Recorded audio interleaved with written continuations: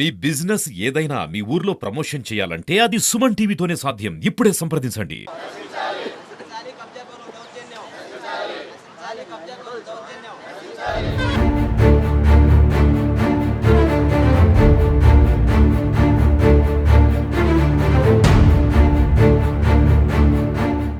నా పేరు మక్కిన వీరాంజనేయులు. స్థానిక అన్నపూర్ణ నగర్, గోరంట్ల అన్నపూర్ణ నగర్ 2వ లైన్కి చెందిన వాస్తవ్యులు. ఏమన్నా భార్య ఇక్కడ ఈ ఆస్తికి మాకు సంబంధించి కొంతమంది స్థానిక వైసీపీ నాయకులైనటువంటి రెడ్డిపాలెంకి చెందినటువంటి కొండ రామచంద్రారెడ్డి, ముత్యాలరెడ్డి నగర్కి చెందినటువంటి దుగ్గెంపూడి ప్రభాకర్ రెడ్డి గారు ముందుగా డెవలప్మెంట్ అగ్రిమెంట్ అని రాయించుకొని తర్వాత దాన్ని మళ్ళీ వడ్డీ కింద అని చెప్పి ఎంఓఈ రాయించుకొని మాకు అటు డెవలప్మెంట్ అని కాకుండా ఇటు వడ్డీలని కాకుండా అదే ఆస్తిని మళ్ళీ వాళ్ళకి నచ్చిన వాళ్ళ పేరు మీద మార్చుకుంటూ వెళ్ళి మాకు తిరిగి కట్టే అవకాశం లేకుండా చేస్తూ మమ్మల్ని గత ప్రభుత్వ కాలం నుంచి 3-4 ఏళ్ళ నుంచి ఏదిస్తూనే ఉన్నారండి. నేను స్థానిక కాలేజీలో ఒక ప్రొఫెసర్ ఉద్యోగంగా ఉండి ఇవన్నీ నేను బయటికి చెప్పుకోలేక కొంతకాలం నాలోనే నేను నలిగిపోతూ ఇలా బాధపడుతున్నామండి. చివరికి ఇలా ఉండి చివరికి మాకు, మా భార్యకి, మా పిల్లలకి జరుగుబాటు లేని పరిస్థితి కూడా వచ్చి వాళ్ళకి ఆ విషయం తెలిసి కూడా వాళ్ళ ఆస్తి మీరు దించుకొని మాకు రావాల్సిన మాకు ఇవ్వమన్నా వినకుండా కూడా నువ్వు అమ్మి మాకు కట్టమని అంటారు. దాన్ని అమ్మే అవకాశం ఇవ్వరు మాకు. పని అలాగే అమ్మి కడదామని మేము అప్పటి నుంచి ఈ బిల్డింగ్లోనే ఆదిలోనే ఉండి మధ్యలో అద్దెకిచ్చి అద్దెలు కూడా వడ్డీ కింద వాళ్ళకి కట్టి పెట్టాము. మేము అక్కడికి కూడా వినిపించుకోకుండా మా ఆస్తి మాకు వడ్డీలతో పెరిగిపోయింది, మీరు కట్టాల్సిందే, మీ ఆస్తి మేము వాల్చుకోవాలంటే మీకు 5-10 ఇస్తాము, వదులుకొని వెళ్ళిపోండి అంటారు. ఈ ప్రాపర్టీకి సంబంధించినటువంటి 12 కోట్లు 13 కోట్ల ఆస్తి అండి. వాళ్ళు కట్టడానికి ఇచ్చింది కానీ మాకు ఇచ్చింది కానీ సుమారుగా కూడా మొత్తం 4 కోట్లు కూడా ఉండవు. ఆ 4 కోట్లో కూడా 2 కోట్లు మేము దీన్ని కట్టడానికే వాడామండి. పైగా కూడా వాళ్ళ పేరు మీద రాసుకుంది కాక ఇష్టం వచ్చినట్టు మారుస్తున్నారు. కొనేవాళ్ళు కూడా వచ్చి ఇన్ని పేర్లు ఉంటే మేము కొంటాం అనే విధంగా చేస్తున్నారండి వాళ్ళు.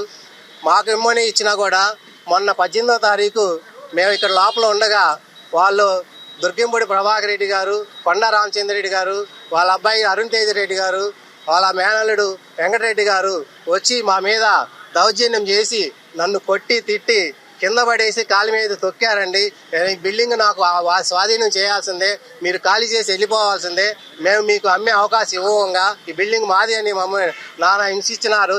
వస్తే మళ్ళీ చంపేస్తామంటున్నారండి. అదే కాకుండా మా వాచ్మెన్ కూడా బయటికి లాగేసి సామాను పడేసి అతను కూడా ఖాళీ చేయించి భయపెట్టి వచ్చారండి. ఇప్పుడు మళ్ళీ ఈరోజు బిల్డింగ్కి తాళం వేసుకొని మమ్మల్ని బెదిరిస్తున్నారు. ఈ విధంగా మమ్మల్ని అన్యాయం చేస్తున్నారండి. మేము ఏం చేయాలో అర్థం కాని పరిస్థితి అయిపోయి ఇప్పటికి మేము బయటపడగలిగామండి మా వాళ్ళ ముందు. ఇప్పటి వరకు నేను చేసే ఉద్యోగం వల్ల నేను బయట పడలేకపోయాను. ఇది మాకు చాలా తీరని అన్యాయం అండి. దీనికి మళ్ళీ మాకు ఇది కాకుండా ఎక్స్ట్రా వడ్డీలు అయిందని కాకుండా దీని వెనక లైన్లో మాకు హౌస్ కూడా ఉందండి.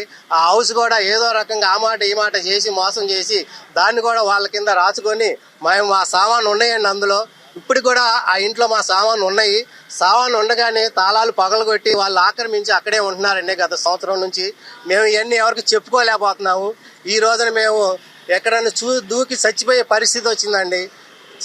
పిల్లల భవిష్యత్తు చావలేక చివరిగా మీరు హెల్ప్ తోటి ఏమన్నా మాకు న్యాయం జరిగిద్దామో అని నేను ఈ రకంగా చేస్తున్నానండి.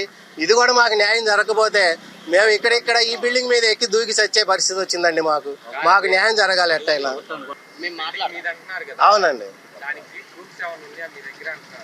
ఉన్నాయండి. స్థలం మా భార్య పేరు మీదే ఉందండి.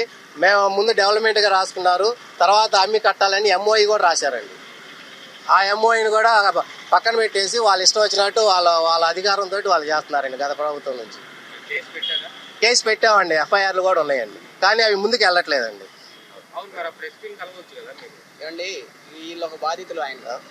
ఇక ఎస్పీ గారి ద్వారా కూడా ఇచ్చామండి ఒకటి. తర్వాత లోకల్ స్టేషన్ లో కేసు పెట్టారని చెప్పి దాన్ని అట్లా పెట్టారు.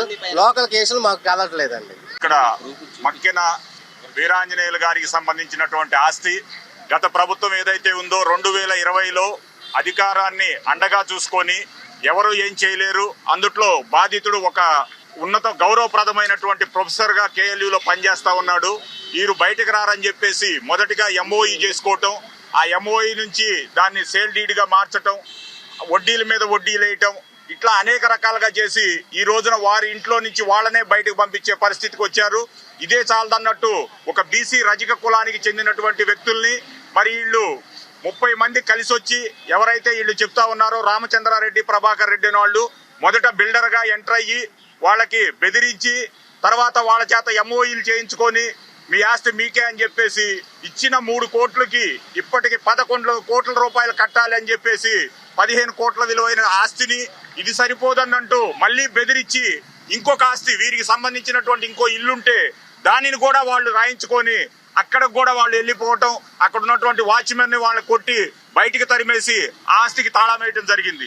ఈ యొక్క విషయాన్ని మరి పోలీసుల దృష్టికి తీసుకెళ్లాం.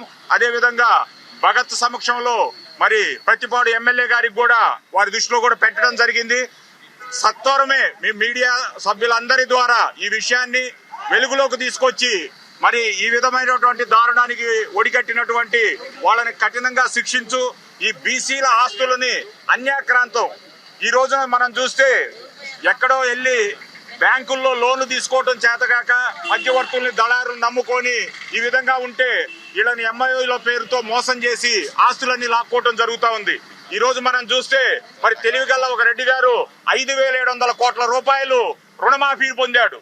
కానీ వీళ్ళు మటుకి జలగల్లాగా 3 రూపాయల వడ్డీ, 5 రూపాయల వడ్డీలని చక్రవడ్డీలేసి మరి వాళ్ళని బెదిరించి అధికారం మా చేతిలో ఉందని ఆస్తిని రాయించుకోవటం. ఈ రోజున మరి ఎంత బరితెగిస్తే 30 మంది మనుషుల మీద దాడి చేసి వాళ్ళని బయటకు పంపించి ఆస్తిని స్వాధీనం చేసుకున్నారో సత్వరం వాళ్ళ ఆస్తిని వాళ్ళకి అప్పచెప్పాలి. ప్రభుత్వాలు ముందుకు రావాలి. వాళ్ళ యొక్క బాధితుల్ని కఠినంగా శిక్షించాలని చెప్పేసి ఈ సందర్భంగా మేము తెలియజేస్తా ఉన్నాం.